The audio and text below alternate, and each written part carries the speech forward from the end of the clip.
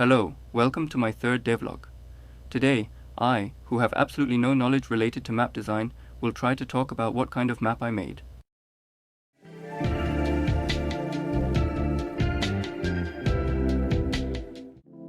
The game I am making is a horde-style TPS game. I believe the most important point when enjoying this genre is run and gun. Of course, blocking enemies swarming from one place can also offer a different kind of fun. However, I think that enjoying the thrill of continuously running without stopping, properly killing and evading enemies swarming from all directions, is a great pleasure this genre can offer. A representative example would be Killing Floor 2. To create a run and gun map, I classified several characteristics. First, the map must be simple. Second, there should be no annoying obstacles. Third, the entrances and exits in the direction the player is moving should have meaning. Lastly, enemies should give the feeling of closing in on the player from all directions. Initially, when designing the map, I tried to create it in the style of Team Fortress 2's orange map, focusing on the first and second conditions. I even attempted to make the graphics using Greybox. The reason was simple. When I was young and played Team Fortress 2, I really loved the orange map because it was simple, intuitive, and allowed for clear goal setting, so I remember playing it much more than other maps. Moreover, I personally thought that designing the map with Greybox had its own charm rather than being odd. So I tried to create a map with as few obstacles as possible, placing only 1 or 2 bridges in the central area that allow players to reach the second floor.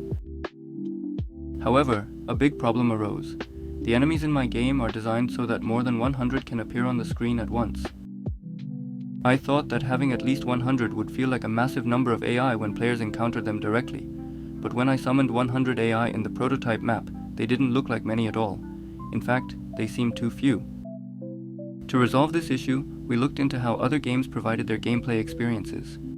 They were broadly classified into 3 categories: presenting overwhelming numbers, having players fight against complex AI, or creating dense maps. In the case of overwhelming numbers, it literally means not just 100 or 200 units, but numbers exceeding 1,000. It would be great if implementation were possible, but optimizing a game at that scale is currently beyond my abilities, so it's impossible. Also, in Unreal Engine, handling large-scale AI generally involves using Niagara or Mass AI. This is not the method I want. An example of the experience of fighting against complex AI can be seen in Souls-like games. In the case of Elden Ring, even if it's not a boss monster, having 3 or more regular monsters creates a structure that is very burdensome for the player to handle. Therefore, although the number of enemies is infinitely smaller compared to my game, this burden makes it psychologically feel like there are a lot of enemies. Since my game needs to be simpler, this also does not meet the conditions. Lastly, dense maps. This is my solution. When you look at Killing Floor 2, it feels as if enemies are constantly swarming in large numbers. However, this is actually just a feeling. Up until Unreal Engine 4, the recommended number of simultaneously spawned AIs is around 50. Killing Floor 2 was developed using Unreal Engine 3, and considering the engine performance, computer specifications at the time, and the level of in-game AIs, it's expected that smoothly handling over 100 enemies at once would have been difficult. Therefore, enemy waves are primarily spawned when fewer than a certain number of enemies remain on the map. Nevertheless, the player experiences handling more enemies than that, and the key point is the dense placement of objects. To give you an example, the number of enemies the player sees on that screen is only n. However, the player cannot estimate how many more enemies might be behind the objects placed on the screen. Because they can't see them, imagination comes into play, and this gives a psychological feeling that the numbers are amplified. This is my second prototype after the map I referenced from Orangebox. I intentionally placed objects here and there, designing it with the imagination that I was running and gunning myself. But no matter how much I thought about it, something didn't feel right and was strange. I have a friend who really liked Killing Floor 2, so I decided to ask him for help.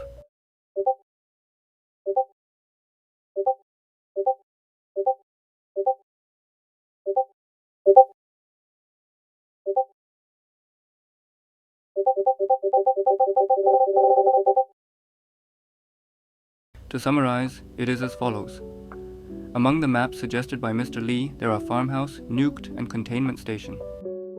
The two maps, Farmhouse and Nuked, are run-and-gun focused maps that I mentioned, and Containment Station was a map that Mr. Lee personally liked. He said he found interest in just staying put and defending indoors on a flat map without elevation differences. Since this doesn't align with my intention, I'll pass on it and look into the map called Nuked. In the case of Nuked, it's a map that matches my intention very well.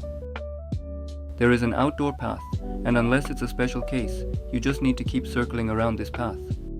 Moreover, they have slightly increased the difficulty, which could have been merely simple, by utilizing terrain with elevation differences. However, using this map as a motif is too difficult for me, who lacks experience and has limited resources because I'm using assets. So I excluded it from this map creation. Lastly, there's Farmhouse. I think Farmhouse is the best map that I can produce with the resources I currently have. In this map, except for two large buildings, you have to survive while being mindful of enemies that could rush in from any direction in a fenced outdoor area. Furthermore, although the object density is very low, they have reduced the map size and used fog and crops to limit visibility, enhancing the atmosphere and providing a fun experience to the users. Therefore, I have chosen this map as my reference. This is the map asset I am currently using. The reason I'm using this is because I got it when it was released for free, and it has graphics that match the appearance of the enemies. I created a player safe zone building in the center and made a square-shaped map, placing objects randomly.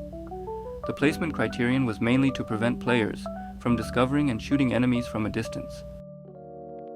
As I was just filling in walls randomly, I felt it was very empty. So I decorated the walls, but after looking around again, I still felt something was lacking.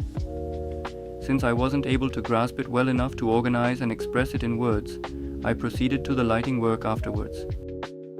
Lighting was a towering mountain for me.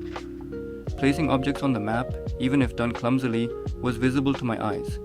So even without experience, I could guide the player's intended gameplay. But lighting was different. Although it's a visible area, dealing with lighting in a game was a completely different realm from the real world. It might have been a bit easier if it were outdoors. I thought I could set up environmental lighting and apply point lights where necessary to implement it as intended. However, what I'm creating now is a cave, where no light enters. Indoors, we use things like fluorescent lights. Even if they don't shine brightly, we don't have trouble distinguishing objects due to darkness. When players play the game, they should be able to clearly distinguish enemies and objects, even in a cave with no actual light. The atmosphere being dark and the lighting being dim are clearly different, and my game is not a horror game. So I needed something like fluorescent lights in the map. However, when I applied lighting directly, there was no lighting that satisfied me. Perhaps it was due to my lack of knowledge. I started searching for Unreal Engine lighting tutorials on YouTube. Most of the tutorials were excellent. There were YouTubers who explained by comparing to the real world, and I could find tutorials from YouTubers who actually worked in the CGI industry. But there were many tutorials on how to use lighting in outdoor or movie scenes, and it was hard to find information about environments where environmental lights cannot be used in a dark atmosphere, which is what I was looking for. At first, that is. Then, I found this video and learned that in completely indoor environments, most of the lighting is done with point lights. Also, the asset I'm using has a demo map, and when I referred to it, I found a lot of point lights. So I started spamming point lights in my map. But Rome wasn't built in a day. I thought I had lit everything thoroughly using many point lights, but strangely, the map became even darker instead of brighter. Only the areas near the lights were illuminated. Personally, I didn't dislike this feeling, but when I asked people around me for direct reviews of the map, all I got were comments that it was dark. At this point, I felt that something was wrong, so I once again dove into the sea of YouTube. In today's video, we'll be taking a look at interior lighting, combining the uses of lumen, hardware ray tracing, and patch tracing. I'm going to show you how you can think of lighting in a way that will help you pick and choose the mood you're going for by simply lighting a couple of different lighting scenarios. It will really help you break down how to light any given interior. We can increase the exposure of the scene. So we're going to go to the post-process volume, and we're going to search for EXP, and I'm going to check these three boxes here and uncheck apply physical camera exposure, and we can adjust the exposure this way. such a tiny light source coming in through that window. So we need to fake it with the help of the rect light here to really get some better results, okay? So with our rect light, we're also going to increase the attenuation radius and maybe set the value to something like 800. And now, notice how we are getting a much more interesting look, all because we've introduced a bit of direct lighting. It's okay to fake things. Fake it, fake it, fake things. Thanks to his perfect explanation, I started to gradually understand lighting. First, I tried adjusting the exposure. Initially, I thought just tweaking the exposure would be sufficient. I thought this function would fill in the parts lacking light.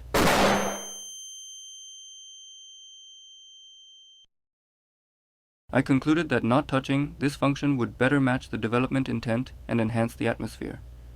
Then, what remains is fake it.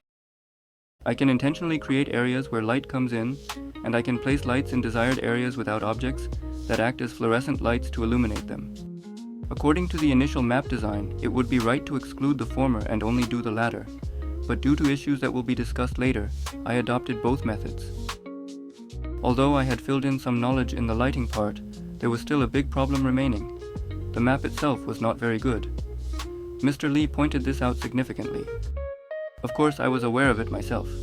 A game is ultimately an interaction between the player and the developer in a virtual world, but the map I provided felt lifeless and dead. According to Mr. Lee, the placed objects were too meaningless, and there was no theme. For example, when briefing team members, there should be clear zone themes like, let's gather at the hospital at the 3 o'clock direction from the center of the map, or let's move to the parking lot at the 9 o'clock direction. This is a very sharp criticism. When I first made the map, I thought I should create zone-specific themes, but I was more concerned with the directions the enemies would come from, so there was no proper design. It was just a feeling of, would it be okay if I put this here? Without any plan. In the end, I erased the entire map I was working on.